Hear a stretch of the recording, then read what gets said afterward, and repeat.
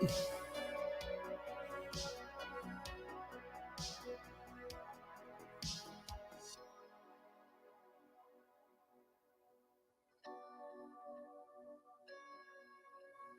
hope you're all doing wonderful. Rogue Planet is going to start in just a moment. Sit back, relax, chill for a moment.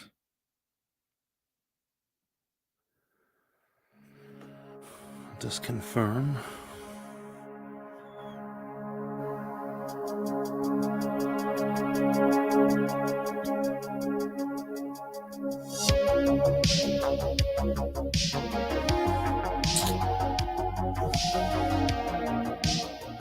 Oh, Morbius. And it shouldn't have had an accent. That is clearly an autocorrect typo. There's no way that I would purposely summon that accent, right?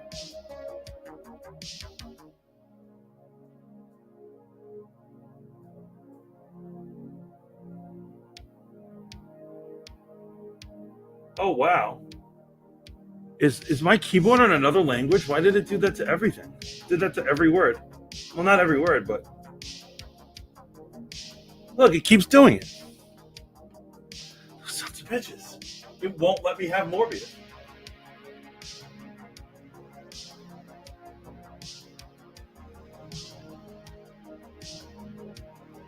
Okay, I had to quickly hit. Yes, I know. It auto-corrected it. It believed that it was some other foreign word. It didn't think it was the foreign word that it was, and it renamed it something else. Both Morbius and Titane were altered. But thanks for calling me an idiot.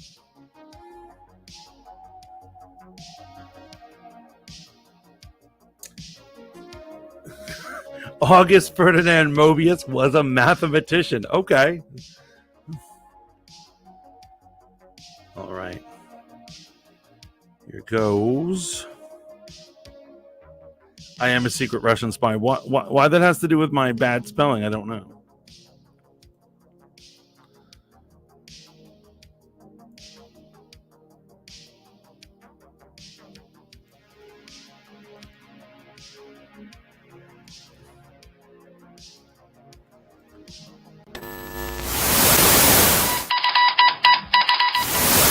Mayday!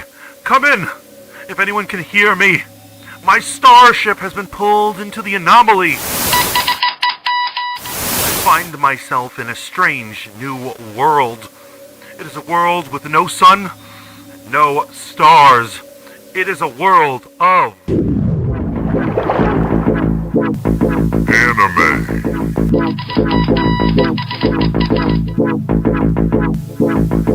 Comics.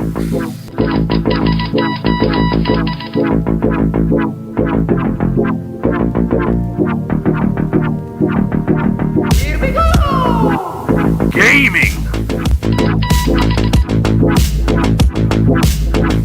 Movie.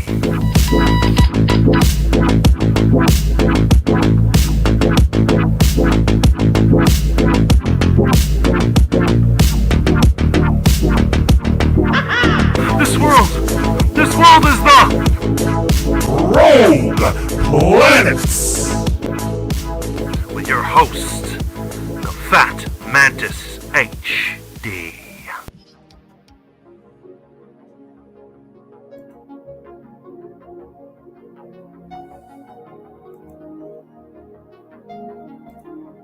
Hello and welcome to Rogue Planet. I am your host, the Fat Mantis HD. And this is a glorious, glorious day. We're going to be getting into all sorts of fun topics. But I hope you are here, either you are into radio and you are on Spotify Green Room, or you're a video file and you find yourself either on YouTube or Twitch. I'm all over the place. So please tune in every Wednesday night at 9 p.m. to Rogue Planet, where we discuss everything from fandom to nerd culture to all the news that's fit to print. How is everybody doing on this lovely Wednesday night? Welcome in Gray Winthrop, Courtney Monroe, Hannah Banana, HD, the public friend, and Dana. Welcome, Dana. Hope you're all having a great night. How is everybody doing? So Gray is pointing out that Mobius was a great mathematician who discovered the Mobius loop. Hannah Banana says, I remember learning about him in math history class. Such an interesting concept. You took math history. Who takes math history? Hannah, now I know you're lying. Now I absolutely know you're lying. I hope you're all having a good one. Today we are going to be talking about several things. We're going to talk about indie film. We're going to be having a wonderful guest, public friend on, and they are going to be telling us movie recommendations. And we're also going to be discussing the new relatively new French horror film called Titane, which can be found on Hulu, actually, surprisingly. Of all the streaming services in the world, I did not think that one would be the one. But first, we're going to get into a little talk about Morbius. So Morbius is currently a vampire side character in Spider-Man comic books and has found himself with a movie not only with Jared Leto, of all things, as the star of the show, but also coming out of Sony. So it's only Marvel adjacent. It's like half a Marvel movie. So there's a lot of things going against it. And surprisingly, actually probably not surprisingly, knowing the internet, I believe that it is currently sitting at a 16% Rotten Tomatoes and for critics and a 70% for fans. Now, just so I'm curious, who out there has actually seen Morbius so far?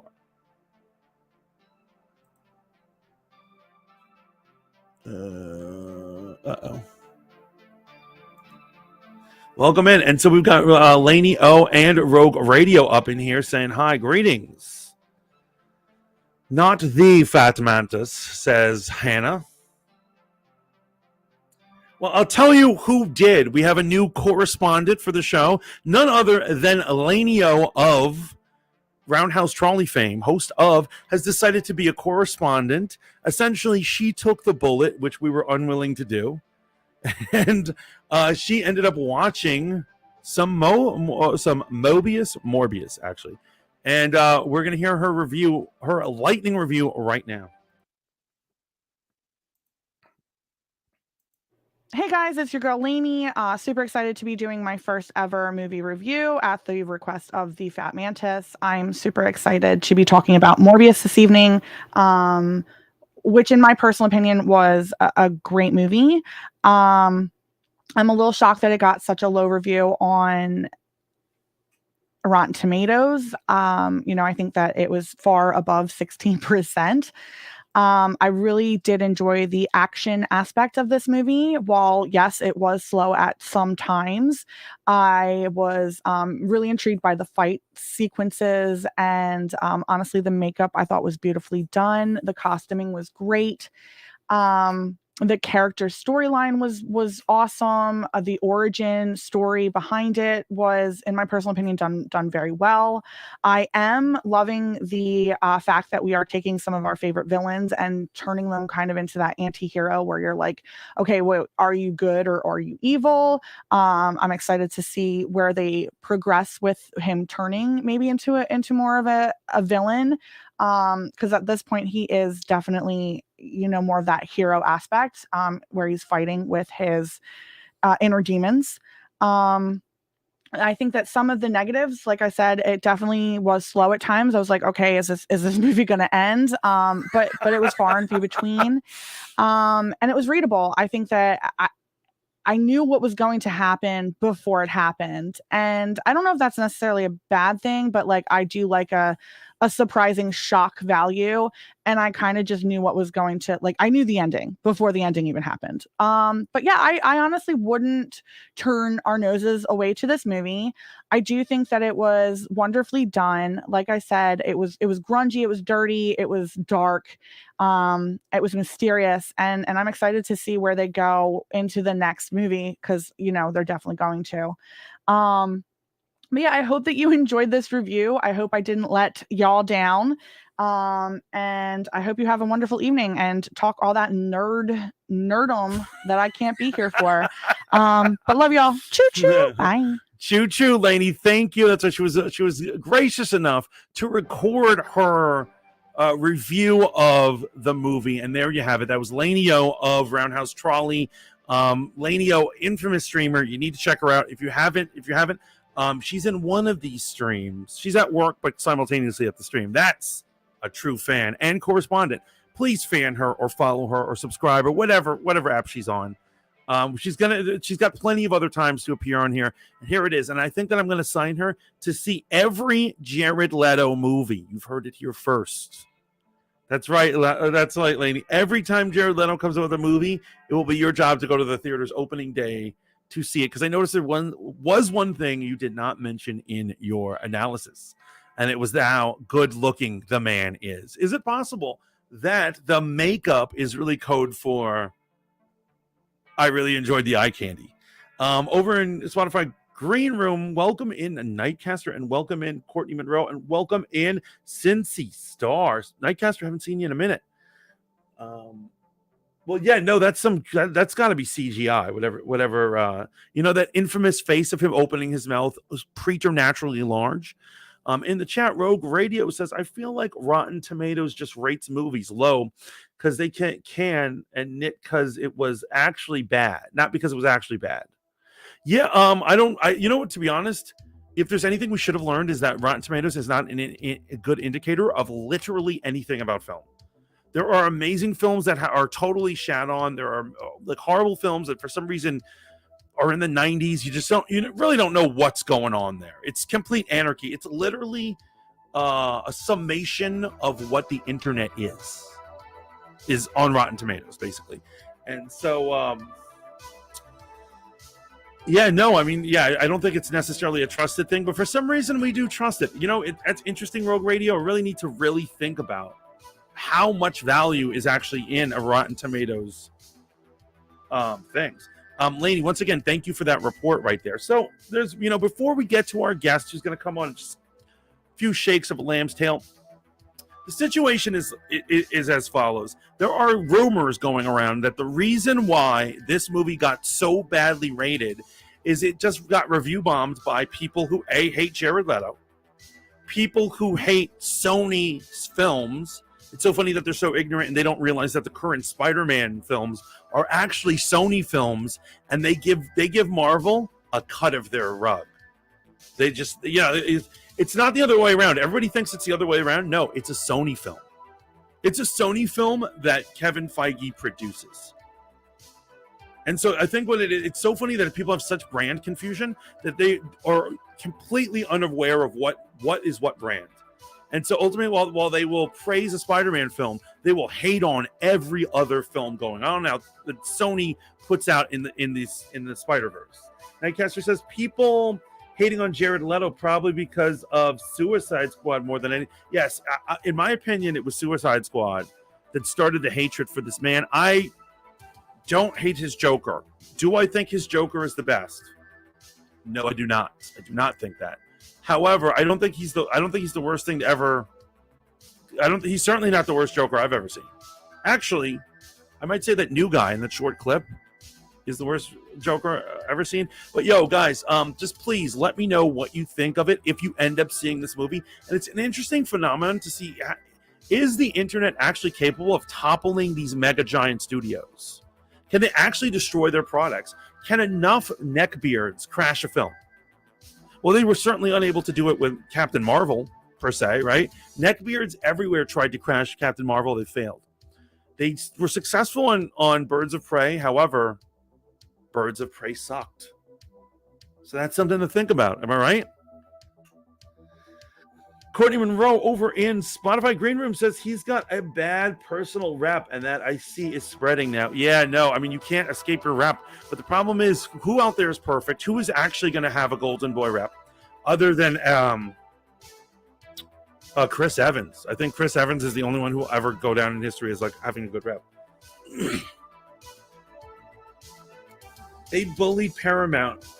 And now they're into redoing Sonic. And actually, that's great. Courtney Monroe, that is a great example. Yes. The internet flipped out when they saw the original stills of Sonic, and they were like, that is not my hedgehog. Hashtag not my hedgehog. I love another one was hashtag human teeth. They gave him like these weird, like they made him look like an animal, and then he had these weird human teeth. It's almost like that smiling dog creepypasta, right?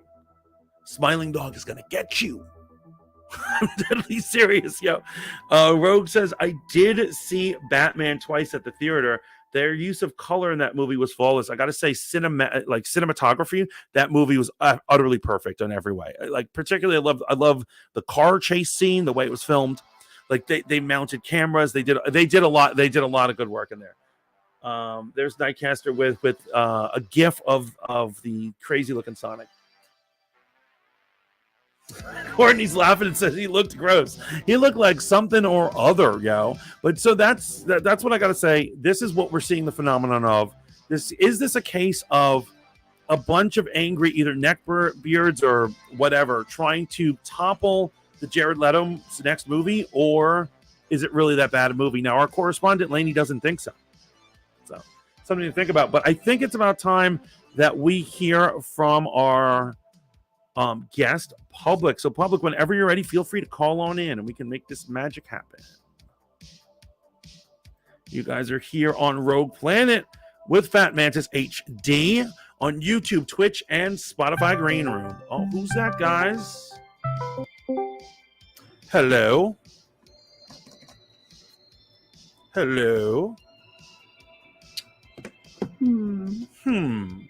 For some reason, I can't hear you. Oh. If you can hear me, I can't hear you. I can hear you. That just might be my Discord. Give me one sec. Okay, no worries. Not a worry at all. And just as you guys were revved up on super nerddom, like a Spider-Man property like Morbius, we're about to start talking about independent French film. So, I don't know how you feel about that, but deal with it.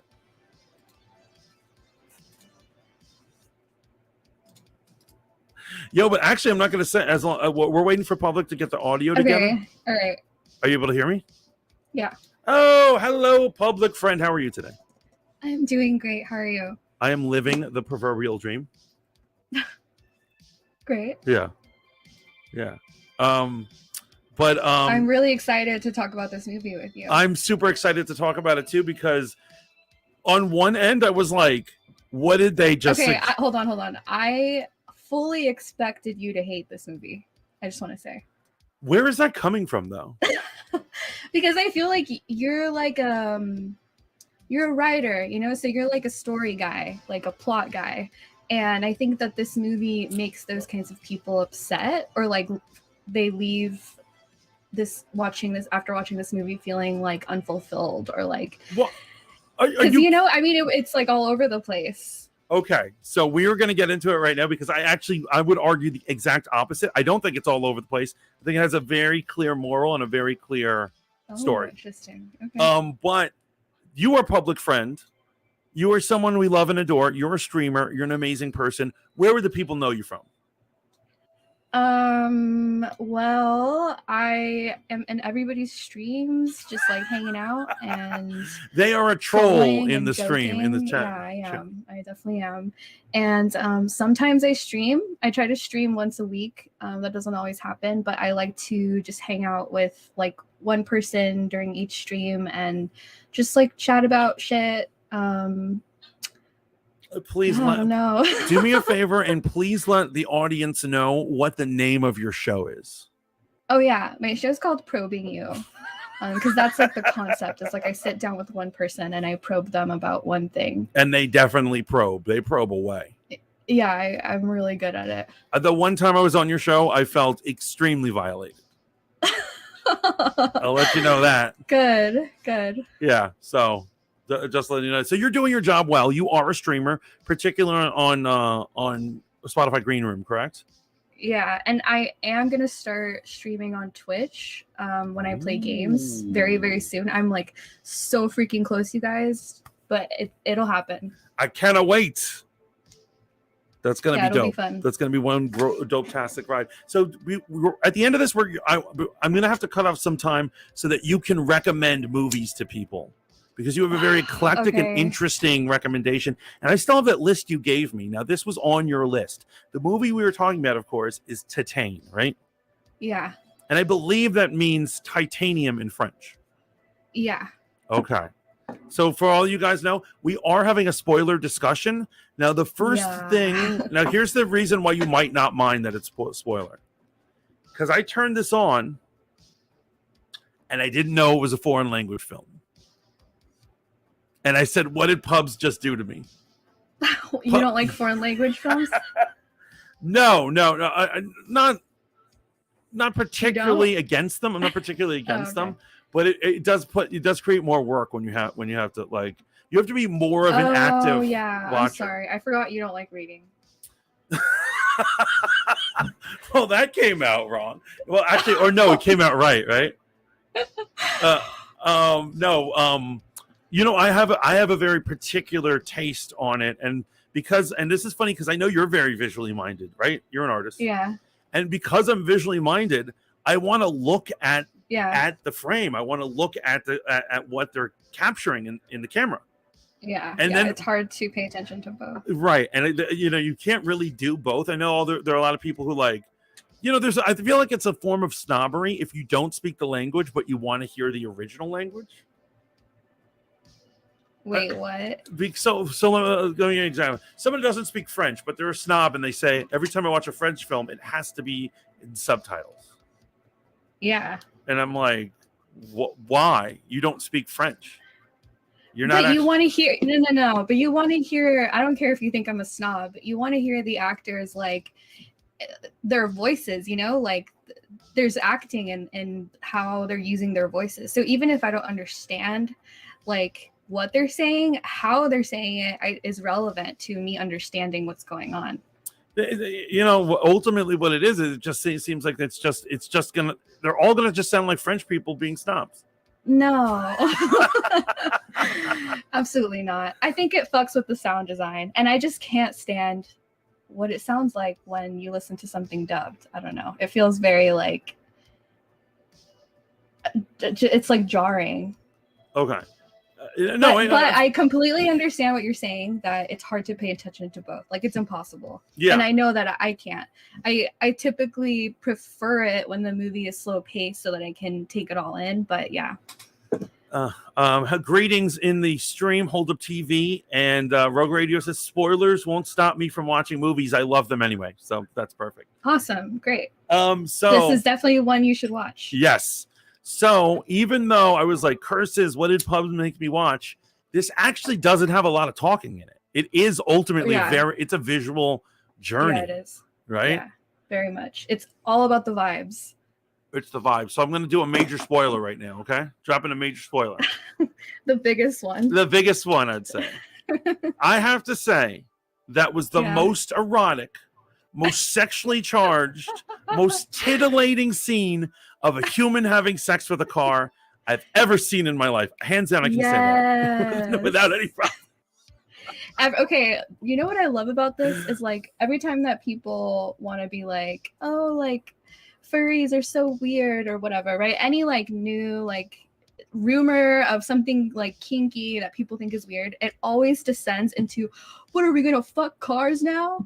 And that sounds so stupid and silly and, like, oh, that's so, like, lame. And I know there's, like, a show on TLC, like, My Strange Addiction, and, like, people do fall in love with their cars and, like, have sex with them, and it's cringe. But this is so fucking hot and cool. Oh, this is hot and cool. Nothing compares.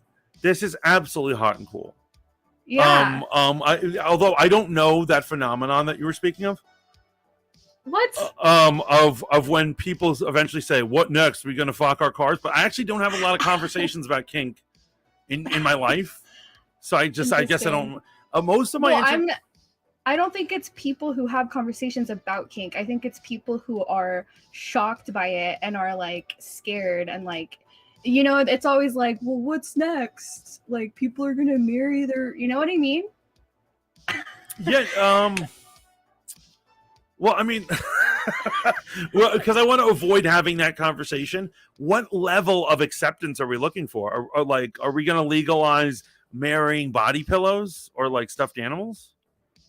I mean, I don't want to legalize it. It's just, if people want to do that, they can do that. Like, legal marriage is the financial thing anyway. So body pillows don't have fucking rights and finances. But if somebody wants to have a ceremony and marry their body pillow, that's not my fucking problem. It's between if I was them their and family God, member, then, I might want to, like, help them and figure out what's really going on here. But as like an outsider, like I don't fucking care. So my opinion is, and you know, I might be coming from a place of privilege here, but my belief is that kink has always been legalized or not really shamed. I mean, it's because it's always been just in the bedroom. It's never stopped people from doing what they want to do in their bedroom, right? Oh yeah, and listen, I don't think kink should be like, I'm not the kind of person that's like, oh, kink needs to be mainstream or like normalized, because I think that what makes it kinky is that it's underground. I want it to stay underground. I don't want to, like, it's not supposed to be like destigmatized, but I just mean like when people who are afraid of those kinds of things start talking about it, the conversation will always descend into something ridiculous, like, you know, what's the most ridiculous thing I can think of to fuck, and it's like a car. And so this is just like actually happening, and it's really fucking cool. So yes, that was that. That happened early in the movie, and it's almost like first act, right? Yeah. So you don't. So this person, the protagonist of the movie, she's like a car show dancer. Yeah. Right? Yeah. Is that what you would call her? I didn't really know what it was. At first I thought it was a sex club, but then I realized they couldn't touch the girls. So I was like, they're at a show. Yeah, they're at some weird, I think she's just kinky, like a go-go dancer at a car show. Right. It was, you know what it is? It's probably because it was France. It was more sexy than the dancing girls at our car shows. Yeah, because it was definitely really sexy. It was like, yeah, it was beautiful. In the opening scene, like as they walk in, as the cameras enter, I was like, oh, they're at a sex club. Yeah. And then it's not really a sex club, so they're getting super sexual around cars, right? And so people pay to get in. Well, I mean, maybe it was like a car sex club. I don't know, but yeah. Oh no, but there was that one dude who gets thrown out for touching one of the models. Oh, true. And so I was like, I guess it's not a real sex club or something. Yeah. You know, who knows?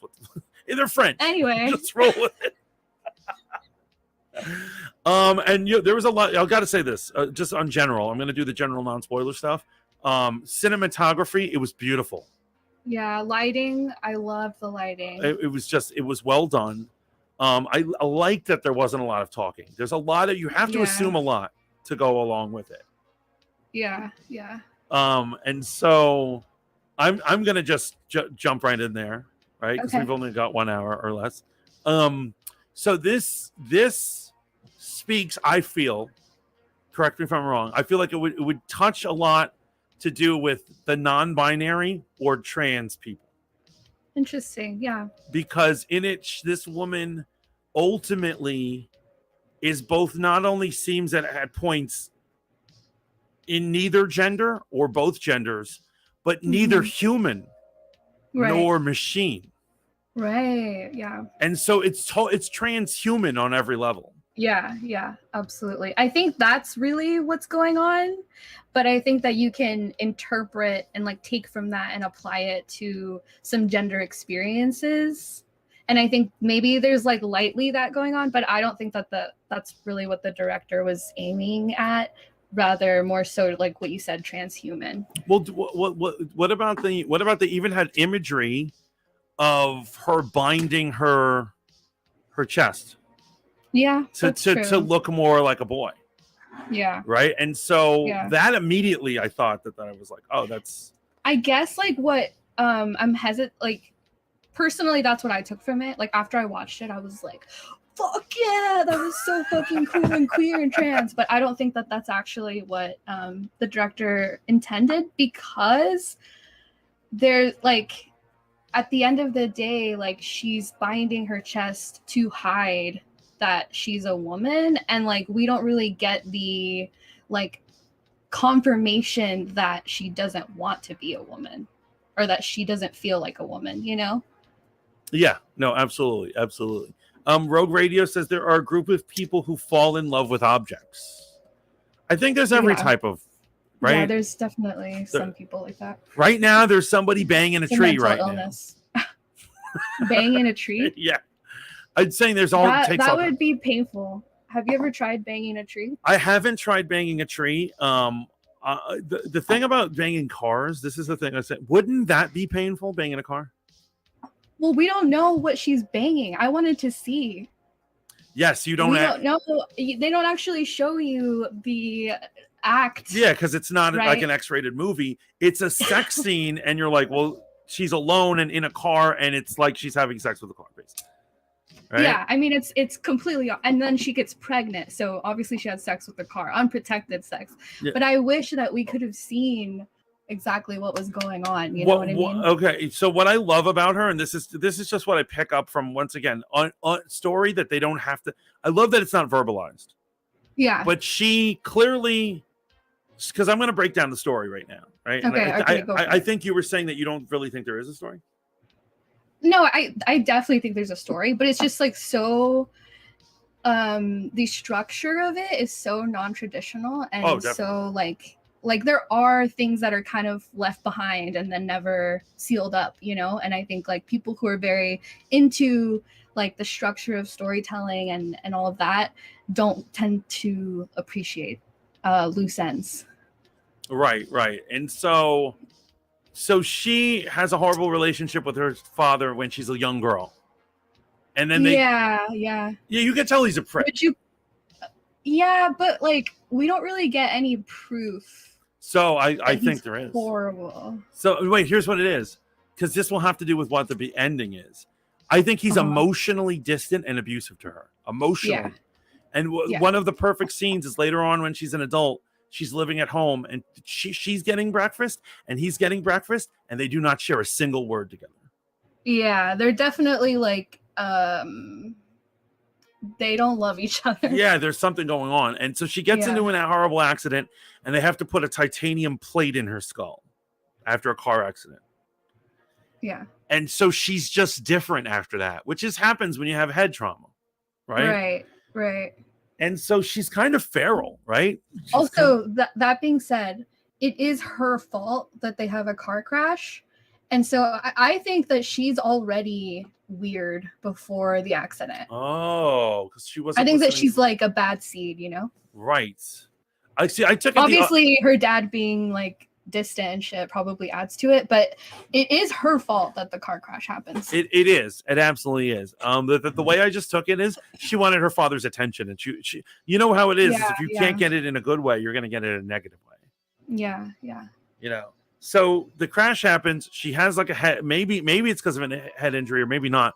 But she grows up to be like a feral woman. She's like living at home, but she's an exotic dancer, and she's just wild, right? Yeah, she just basically, that incident like defines her entire life. Like the act of wanting the attention, doing whatever it takes to get it, and not as in like, it's not like she wants attention the rest of her life, but she just does what she wants. Like she doesn't think about consequences. She doesn't nothing is planned. She just does as she goes. And it's like in that moment when she had the car crash, she just wanted her dad's attention, was gonna get it anyway. The car crash happens, and then now she has this like weird metal fetish plus this attitude that she's just always gonna do what she wants and just like follow her. She's a hedonist. Like she just does whatever. Well, I think we talked about this in the past. What do they call that? Those fleeting memory, those fleeting thoughts that are evil that people have. Is there a word for that? Oh yeah.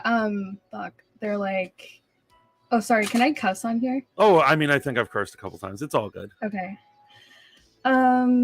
Intrusive thoughts. Okay. The intrusive thoughts, right? So I feel like she just responds to that. RM in YouTube says, is it the stick shift she had sex with? No, because she's sitting in the back. Yes, she's in the back seat. That's right. It's really hot. It's super hot. Her arms are tied. Her hands are tied. It's really cool. Was at that moment. The lighting is so cool. It was at that moment that I didn't mind that it was in French. Okay, well, I'm glad that happened early on. Rogue says, is she actually binding her chest because it's too dangerous to be a woman? I don't know. Yeah, continue with the plot because it just takes so many turns. Yes, it takes so many turns. So she's an exotic dancer. She bangs cars on her free time, and she's kind of just like loose. And you think she's gonna get with one of her fellow strippers. She's loose, but only with cars. Only with cars. So she bangs the car. She goes home. She's feeling. Oh, right. That night, she's headed home from her job, Yeah, and this son of a bitch. this son of this pervert who claims he's in love with her. He's really like an obsessive fan from her exotic dancing. Comes at her, and at first you think she's like gonna give in to him, and it's revealed that she's like a serial killer or something. She's like a psychopath. She starts the sexual engagement in order to murder him. And by the way, over in Green Room, Lainey says, so she got pregos from her car? Yeah. Yeah. From a car. It's From not a her car. car, but it's not her car. yeah. It's a very beautiful car. It's like a muscle Yeah. car. It has flames on it. It's like Yeah, it's a very masculine car. and actually masculinity, a ton of that in this film. Oh yeah. Definitely there's gender talk for sure. Yeah. I'm still hesitant to say that the director was fully aware about like trans shit, but there's definitely like very heavy and interesting like gender dichotomies happening. Right. And so ultimately she's a serial killer.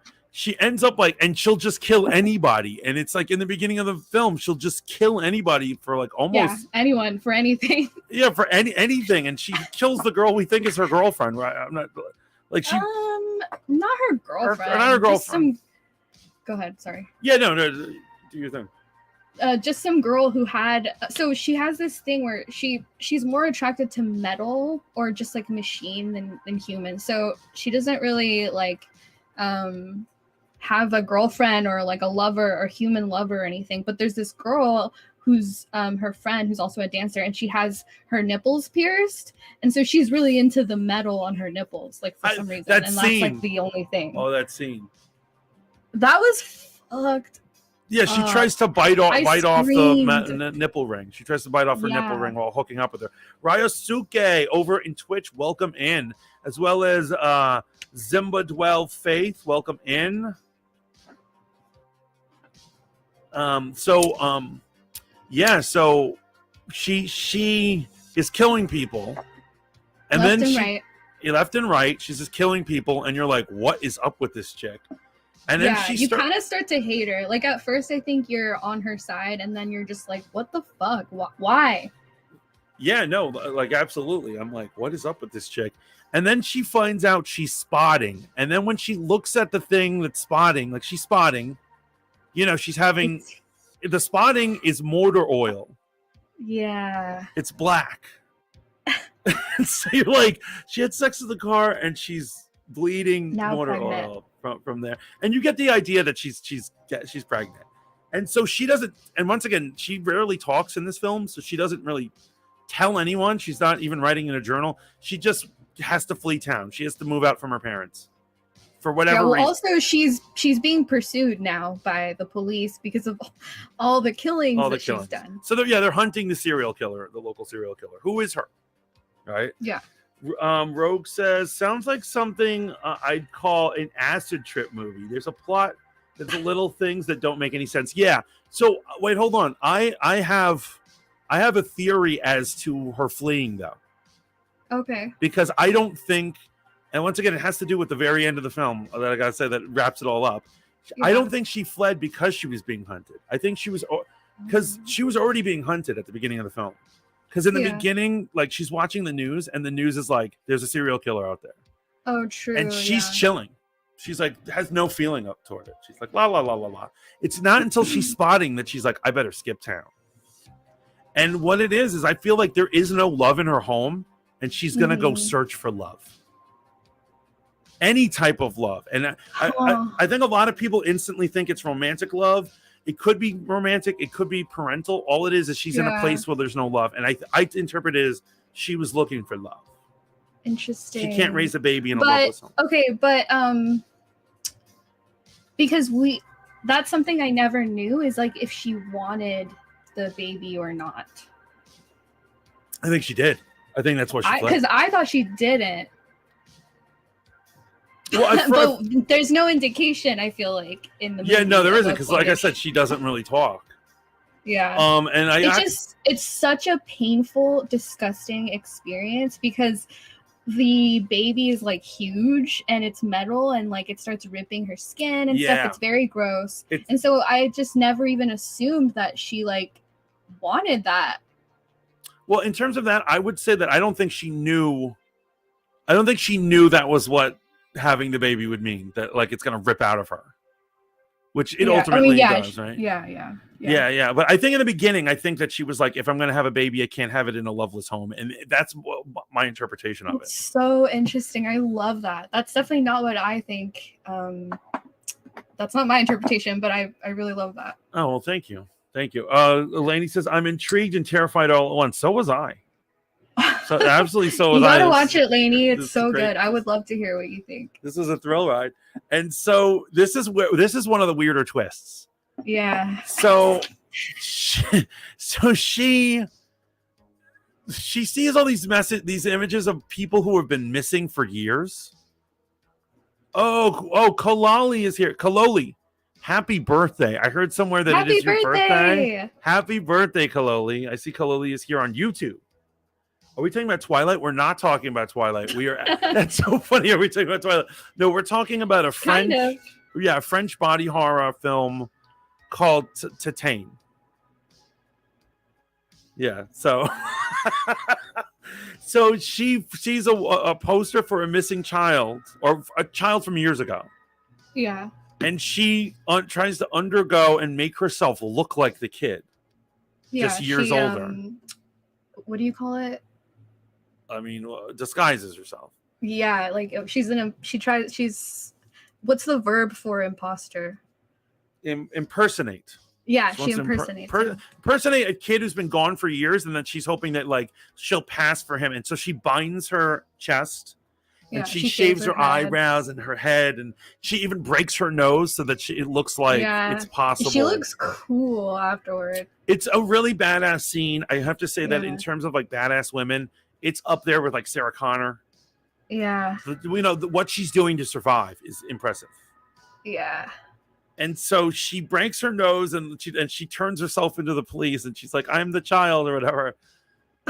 and they're or from years ago. But the child is a boy. So she's pretending to be a boy. And so then that's actually interesting because now with your theory, I would say that it is confirmed that she's like into passing as a boy because she chose that child out of all the children. Out of anyone, out of any move we could have made when we're on the road. Right. And what I think is I honestly think that she, maybe it's for her head injury or maybe it's just who she is. I think she, like I said, transcends our definition of what a human is. Yeah, right. And that she doesn't mind either way. It doesn't matter to her. Yeah, it does. Yeah. Okay, so go on. She gets taken in by the family, and the family, or I think he's single. He doesn't have a wife, but it's like a single guy, firefighter, ultra manly dude. Yeah, he's like a daddy, He's he's a jacked older dude who's a firefighter, and it's just everything about his home and life is just like manliness. Yeah, he's a man's man for sure. And so she lives pretending to be his son in this home. And he I mean, I don't know if he does, but he acts like he buys the fuck out of it. Like he thinks that she's him, that she's his son. So I'm so happy. This goes on with more of my theory. So because later on when he finds out, he doesn't have a huge reaction. He's still on her side. Right. Well, they were both looking for love. He had a hole in his heart because he didn't have a son. He just wanted someone to fill it. And she was looking for love, and so she found an adopted daddy. Oh, they filled each other's holes. That's so cute. All sorts of crazy shit happens along the way in terms of murdering and weirdness. I can't go into every detail of it, but at the end, she like reveals herself. He's cool. Wait. Can we talk about? Oh no, this happens after she reveals herself. But I want to talk about the scene where she's dancing on top of the fire truck. Oh, because that's also gender. It's also just so interesting and weird. So yeah, she's at like a fireman party or whatever. And he already knows. He knows. Yeah, she is, right? Yeah, he knows. Yeah, he knows. And dressed as a boy, she gets up on the fire truck and starts dancing like an exotic dancer. Yeah. Because here's the thing, too, is like there's the dad. His name is Vincent. This dad number 2. And he's like the firefighter, and he's really manly. And then there's like his crew of firefighters, and they're all also like young, manly men, and they all like look up to him. And there's like this competitiveness amongst them to be like daddy's little boy. And when she enters the picture, she kind of like takes over that, because the dad's like, this is my son, you're gonna respect him, like he doesn't let them bully him, like he protects her. And so there's this like weird like competitiveness, and they all kind of like are like, they think that she's sus. And then at this party, she just like she's so funny. Like she does.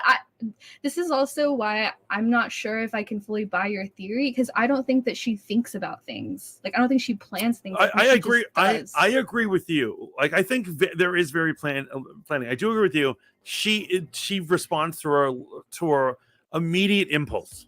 Yeah. And at that party, She's it's so a party, impulsive. so she just jumped up there and started dancing. Didn't starts think dancing like she would dance at the car shows, And but she's still dressed as the firefighter's son. And even though the firefighter, her dad knows, the other firefighters don't. So she's just still in disguise. She's still trying to hide. And she says, "Fuck it, I'm gonna dance sexy." You're right. No thought was put in. She is, like I said, very feral, right? She just does whatever. Yeah. What she eats when she eats. She kills when she feels annoyed, and she shits when she shits. Yeah. Yeah, like I love that about her. I know. And so, but later on when she's having the kid, well, I mean, that's so eventually she has to give birth. She has to give birth. I'm not sure if I want to go into like the dynamics of that scene. What do you mean? Well, because he seemed like a father figure to the whole thing, and then she kind of comes on to him. Yeah. So that, how do you feel about that? Well, I think the way I see it is I think that once again, my theory is that she wasn't loved by her father. And so I think that she doesn't know how to express love other than physical. And when she realizes she loved him, she also had that confusing, she loves, so she fucks, you know? Yeah. I think it could also just be like, she like doesn't have boundaries like that, you know? Like I think for the dad, he's not fucked up like she is, and I think that he was actually attracted to her earlier than he even knew that she was not his son. But it was like really fucking weird for him and conflicting, obviously, and like he was like trying to like be a good person and like not do that, not fuck his son/daughter figure. But I think that like for her, the line, like there's just no line there, like right, there are no lines to this chick. I think a lot of you would love her. But like ultimately, I actually think here's the whole thing, because he was looking for love too, because he had a whole I think it's possible he knew from the get. He doesn't indicate it, but I feel like who could be that stupid is really my argument. That's my only argument. Yeah.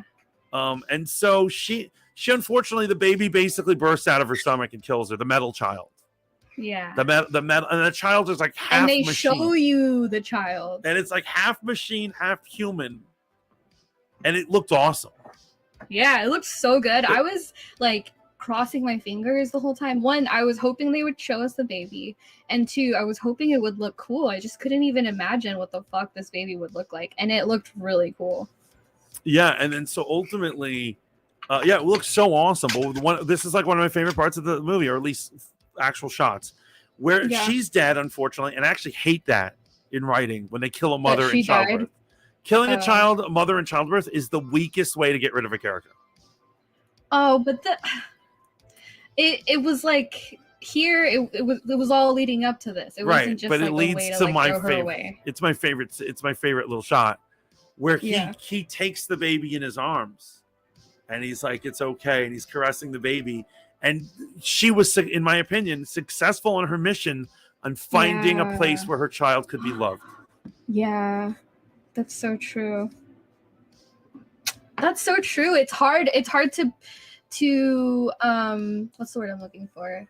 like I like your interpretation the best, but I can't justify it with what I think is so true about her, that she's impulsive and she's just purely acting on instinct. So here's the thing. It could have not been a plan. It could have been the instinct, like a mother's instinct. You know what I mean? Like, she might not be able to verbalize what's going on in her head, but she might be like, I'm looking for something, you know. Like, you know, it's like finding shelter when you're pregnant or something. Yeah. I will say this, that personally, for my own thing, this is Fat Mantis here. When I recite my dreams, it's interesting because you're like a dream expert, right? No, I'm not. I think you're a dream expert. You go around saying that, and I have said, do not. This is just me talking out of my ass. I'm not an expert. Well, you talk to a lot of people about their dreams, right? I like talking about dreams. Yeah. Okay. So I usually have a steady flow of narrative for my dreams, and everyone's like, well, how did you know this or not? I'm like, I don't know. And I realize as a writer, I connect my dream into a narrative that makes sense when I recite it the next morning. Oh, you see what I'm saying? And so while a lot of people are just choppy imagery, they'll be like, and then my grandfather was there, and then the pelican flew off with my penis. Yeah, you know, like I would have some sort of narrative for it, and people were like, well, where's that coming from? Like, I don't know. And I realized that's what my mind does. You're filling in the I could just be filling in blanks. But it makes, like, if I think that if there's enough evidence to justify it, then it's more than just filling in the blanks. Right. Okay. Well, thank you.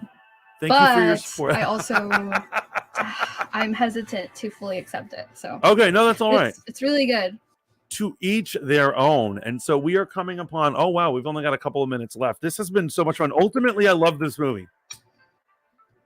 I'm so glad you made me watch this movie. I'm so glad you actually watched it. Did you think I would worm my way out of seeing it? Well, once you said you were going to have me on and we were going to talk about it, then I knew you would do it. But if you had just said you were going to watch it without any kind of like accountability, I don't know if I think you would have like. So I will tell you, it was on my list to watch this weekend. It's true. I should have watched it weeks ago when you suggested it, but I've just been so busy. No, don't worry. But it was actually coming up. I wouldn't have watched it today if we weren't going to have this episode, but I'm really glad we had this episode. Yeah, I'm glad we got to talk about it. Yeah, no, absolutely. So what did I do? Did I send? Oh, it's on Facebook. I sent myself the list you gave me of movies. So let's talk about. So you are an artist. Yeah. Hopefully soon to be accomplished director, correct? I am a director. I don't know. It depends what you think accomplished means. But I do make films. Yeah, you're basically nowadays in film school. If you finish a movie, you're accomplished. I literally have finished some films. I have friends who got went to film school and have never once finished a film. It's fucking hard. It is hard, and it's a lot of work. You know how they have to get your in film school you have to get your friends to be in and stuff. Yeah, I've starred or been in stuff that never saw 10 movies that never saw the light of day. And I couldn't wait because you're cold and you're wearing a weird costume and you're doing stupid ass things in the middle of the night, and then it's all for nothing. And all you hope is that you'll see your little name in those credits. And it never happens. No, the dream of being an artist. So if you finish it, I will be so proud of you. Yeah, I mean, I'm working on a film right now. It will be finished. And I have finished their films in the past. Gray says Green Room does not have a gif of Werner Herzog saying, "I would like to see the baby." This is a travesty. You know who that is, of course, right? Yes. And so he was in Mando. Yes. So your list included, on your recommendation list was The Skin I Live In. Yeah. Titane, Roma. Yeah.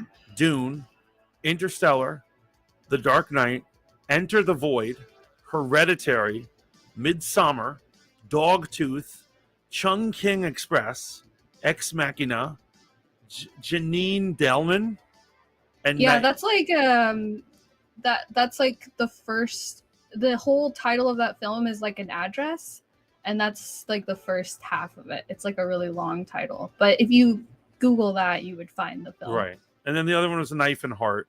And so Yeah, how would you... And there's one more. Oh, yeah? Portrait of a Lady on Fire. That's my favorite movie ever. Oh, really? Yeah. Oh my God, I gotta write this down. So how would you describe this list? What kind of movies are you into? What are you recommending to my fans here? Well, I like movies that I really like to go into movies without knowing anything about them. I hate trailers. I won't watch a trailer. Especially nowadays, like they tell you literally every single twist and turn. I really like to go in blind. I like to like make an event out of it. You know, I'm sitting down to do something like special and I want to be immersed. And so my favorite movies are movies that like do that to me, that like meet me halfway and just like fully take me somewhere else, and I leave feeling like changed by them, or I think about them for days or weeks after. They haunt you. And yeah, they haunt me. Or they just like make me like, if I bawled my eyes out during it, then that's going on my list. Right. That's all. I also really, on top of that, they have to be like visually stunning. Okay, so you would say that's a requirement. They have to be visually stunning. Yeah. Okay, so you would say a non-visually stunning movie gets nada, no love. Oh no, it gets love. Obviously, this is my top. This is like my favorites. You know. Okay. I think there's a lot of really like right now. I just thought of one of the movies I saw recently that I really liked. That's not on this list is The Lighthouse. Oh, I love that's visually stunning. It was so good. I don't think it was not the kind of it was art. It was artful, but I wouldn't call it visually stunning. So would you say because it lacked color? Is that where you're going with that, or? I don't know, maybe, but I don't want to say that. You don't want to be recorded as saying that, right? Yeah. Yo, look, the chat is going crazy for Dune. They all seem to love Dune. They're saying it was a masterpiece. Dune was so good. And then Kalali is saying, go live on YouTube too, so I can watch you from work. She's talking to Steve. Okay, and so that is Public Friend's definitive list that you guys should check out. Trust this person. They know what they're talking about. Rogue Radio in the chat says, yes, there is a 7-disc set on Amazon. It was an older version of the new one and tells the whole story. It has James McAvoy in it. It was ordered after you've seen one in the theaters. Wait, that's a 7-disc of what? Of Dune? Why does it have James McAvoy? I'm lost. But anyway, yo, thank you for coming on. That's all the time we have. We've got to wrap up. Public Friend, always a great honor to have you and your thoughts on here. I'm so glad we were able to talk about this movie. Me too. Thanks for having me on. Do you have any? Do you want to do any shout outs or any plugs before you head out? Yeah. So follow me on Green Room. Boom. Follow me on Twitch. Boom. And then I am doing like an official show now. That's not something I can bail on, with my friend Janelle, and it's really fun. And we basically just like shoot the shit, talk about different things. Does it have a name? Yeah, it's called Imagine Just Kidding. Imagine Just Kidding? Yeah. Imagine Just Kidding. Yeah. Okay. When does it go on? We came up with that as a group. A lot of people in the chat here were part of naming the show. And that's going on every other Tuesday. But I'm trying to convince Janelle that we should do every Tuesday. It'll take over my Probing You slot, which is Tuesdays at 4 p.m. Pacific, 7 p.m. Eastern. Oh my God, that sounds like so much fun. And by the way, yo, you got to stop believing in democracy. People don't know shit. don't let them name your show. It was not like that. We came up with the names and then they voted for their favorites. So It was still like our thing. Okay. Yeah. No. Okay. No. That's gonna be awesome. What are you trying to say? That you don't like the name? You were in the chat too. Maybe you should have spoken up. I'm sorry. It's okay. I have no good I excuse. like the name. I think it's a great name. So it's imagine ... Just kidding. Yeah, because like when you're talking really fast and you're like, Imagine. oh, that would be so funny if blah, blah, blah. Imagine, and just kidding. Right.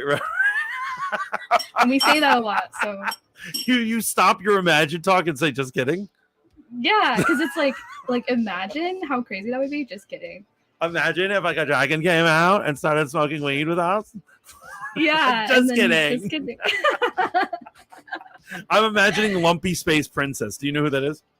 No. Oh, okay. I got to put you on, but probably not on the air. Thank you so much for stopping by Rogue Planet, guys. That's Rogue Planet for this amazing Wednesday, April 8th. Please stay tuned on all these things on Spotify, YouTube, and Twitch as well. Dope Dynamics by Steve the Hold Up TV. You got to check that out. Tune in every Wednesday, 9 p.m. Eastern for Rogue Planet for every reviews, analysis, and other shenanigans, and always a great interview on the nerd culture fandom going on. Please check out Public's list. And remember to like, share, and subscribe for all you YouTubers. Until next time, ciao for now.